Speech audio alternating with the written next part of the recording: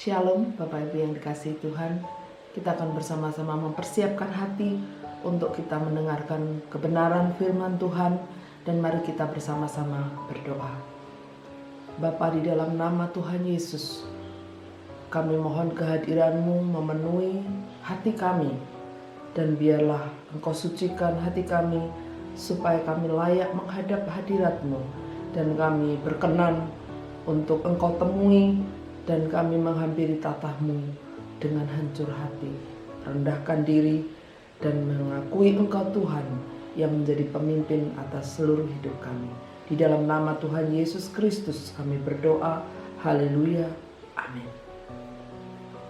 Mari kita bersama-sama membuka di dalam Alkitab kita yang terdapat di dalam Injil Matius pasal yang ke-22 ayat yang ke-34 sampai dengan ayat yang ke-40. Saya akan membacakan bagi sekalian kita hukum yang terutama. Ketika orang-orang Farisi mendengar bahwa Yesus telah membuat orang-orang Saduki itu bungkam, berkumpullah mereka. Dan seorang dari mereka, seorang ahli Taurat, bertanya untuk mencobai dia, "Guru, hukum manakah yang terutama dalam hukum Taurat?" Jawab Yesus kepadanya, "Kasihilah Tuhan Allahmu dengan segenap hatimu dan dengan segenap jiwamu dan dengan segenap akal budimu." Itulah hukum yang terutama dan yang pertama. Dan hukum yang kedua yang sama dengan itu ialah kasihilah sesamamu manusia seperti dirimu sendiri. Pada kedua hukum inilah tergantung seluruh hukum Taurat dan kitab para nabi. Sekarang kita akan berbicara tentang hukum yang terutama dari seluruh peraturan atau perintah Tuhan kepada orang-orang yang mengasihi Dia atau umat-Nya yang telah diselamatkannya. Hukum yang pertama adalah kasihilah Tuhan Allahmu dengan segenap hatimu dan dengan segenap jiwamu dan dengan segenap akal budimu. Kasihilah Tuhan artinya adalah kasih yang menuntut sikap hati yang begitu menghormati Tuhan, menghargai Allah, dan merindukan persekutuan dengannya setiap hari tanpa dibatasi oleh ruang dan waktu. Jadi kasih adalah sikap hati, ya. Ingat Bapak Ibu, minggu lalu kita telah berbicara tentang kata hati, ya. Kasihilah Tuhan Allahmu dengan segenap hatimu. Kata segenap hatimu sepertinya tidak ada ruang lagi dalam seluruh aspek hati kita itu adalah untuk Tuhan, ditujukan untuk hidup untuk Tuhan. Jadi kalau kita mengasihi Tuhan, berarti kita sungguh-sungguh mencurahkan atau memberikan, mempersembahkan hidup kita seutuhnya untuk Tuhan dengan segenap hati kita. Kata hati kemarin yang saya bicarakan tentang kata kardia. Kardia itu adalah pusat kehidupan manusia secara fisik. Itu pusatnya itu di hati. Jadi hati juga adalah tempat untuk berpikir, berperasaan, dan mengambil keputusan atau kehendak.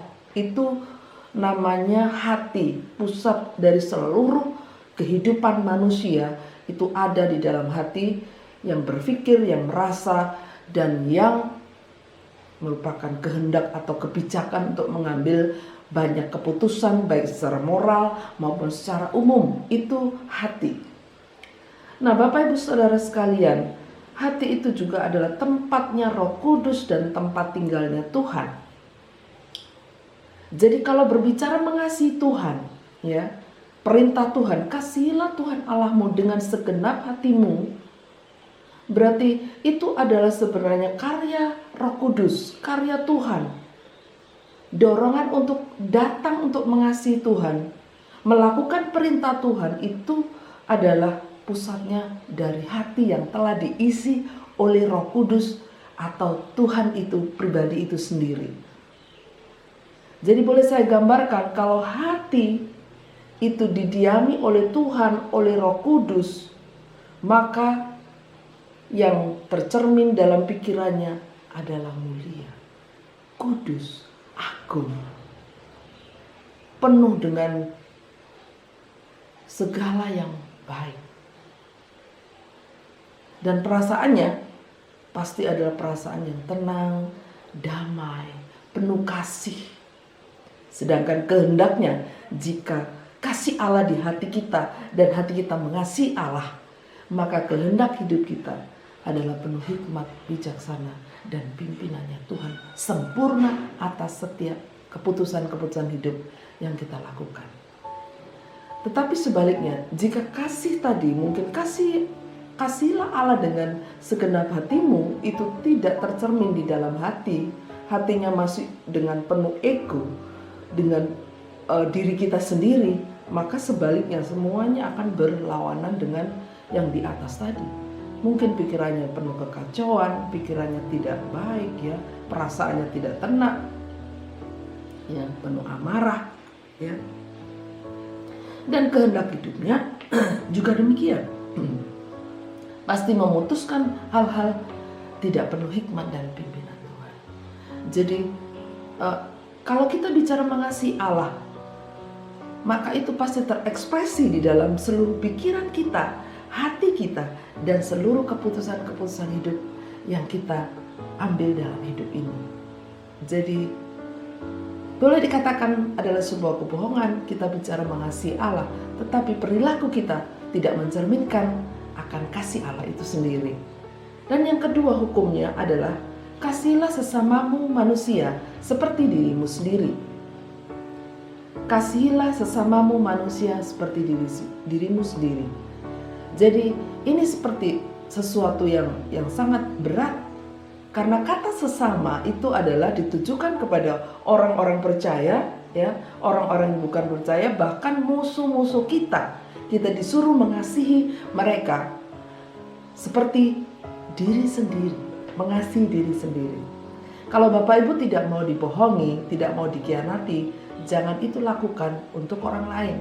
Jika Bapak Ibu tidak mau disakiti, ya, maka Bapak Ibu jangan melakukan itu kepada orang lain. Kalau Bapak Ibu tidak mau dilecehkan, ya, dengan kata-kata, dengan tindakan oleh orang lain yang berasa itu tidak enak kalau menimpa diri kita, ya tidak, jangan dilakukan. Karena itu perintah Tuhan, itu perjuangan yang besar. Kalau Bapak Ibu diperintahkan untuk mengasihi, mengampuni, tetapi kita tidak melakukannya, berarti kita berbohong. Dan kita belum memenuhi hukum yang terutama untuk mengasihi sesamamu manusia seperti untuk dirimu sendiri. Jadi kenapa yang pertama mengasihi Allah itu nomor satu? Karena jika nomor satu kita sudah penuhi, maka itu memberikan energi besar untuk kita bisa memenuhi perintah yang kedua. Jadi tidak bisa dibalik, Bapak Ibu. Bapak Ibu beramal, mengasihi, berbuat baik kepada sesama, tetapi tidak didasari oleh kasih Allah akan Allah dengan terutama dengan segenap hati, itu kasih yang kamuflase. Jadi perintah Tuhan pada pagi hari ini bagi Bapak Ibu dan Saudara, Tuhan mau penuhi hukum yang utama, yaitu mengasihi Tuhan Allahmu dengan segenap hati, dengan segenap jiwa, dan dengan segenap akal budimu. Dan yang kedua adalah kasihilah sesama manusia seperti dirimu sendiri. Jadi vertikal dan horizontal harus seimbang.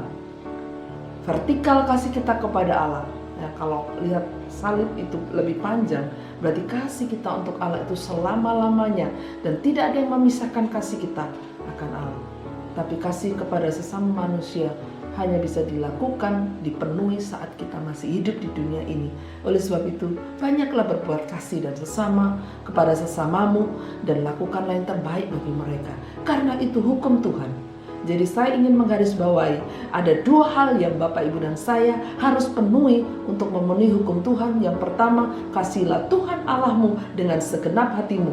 Jadi jangan ada ruang mengasihi dunia sedetik apapun, sekecil apapun. Mulai mempertimbangkan apakah kasih Allahku lebih besar daripada kasihku akan dunia ini dan segala apa yang ada di dalamnya. Dan yang kedua, kasihilah sesamamu manusia seperti dirimu sendiri.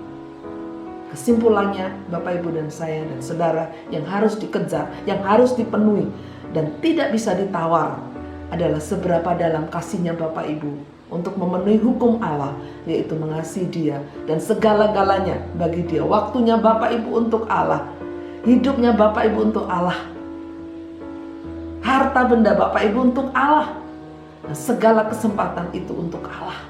Dan yang kedua, seberapa dalamnya dan Bapak Ibu mentaati perintah Tuhan untuk mengasihi sesama manusia seperti dirimu sendiri. Demikianlah firman Tuhan yang kita sampaikan, kita dengarkan, dan kita mau pegang itu, bahwa Tuhan menghendaki Bapak Ibu memenuhi hukum-hukumnya dan jangan lagi mengurangi kadar kasih yang dalam kepada Allah dan kepada sesama. Mari kita berdoa. Tuhan Yesus, kami bersyukur karena firman-Mu sudah dinyatakan pada kami saat ini, bahwa hukumnya Tuhan yang Tuhan mau tuntut, yang harus dipenuhi oleh orang-orang yang mengasihi Tuhan adalah mengasihi Allah Tuhan, menjadi hidupnya dengan segenap hati, dengan segenap jiwa, dan segenap akal budi. Dan selanjutnya harus terekspresi kepada kasih kepada sesama kami, karena itu yang dituntut Tuhan. Semuanya harus tercermin, perilaku, sikap, perkataan, perbuatan kita. Kami Tuhan harus mencerminkan akan hukum itu yang harus kami penuhi sepanjang hayat hidup kami. Di dalam nama Tuhan Yesus Kristus kami berdoa, mohon berkat-Mu turun atas setiap kami. Jadikan kami hamba-hamba yang setia memenuhi hukum Tuhan dan tidak menoleh ke kanan kiri dan tidak tawar hati jika mengalami proses pembentukan Tuhan untuk menjadi seperti yang dikehendaki Tuhan. Haleluya, Yesus Kristus Tuhan kami, berkat-Mu turun atas kami sekarang sampai selama-lamanya. Amin.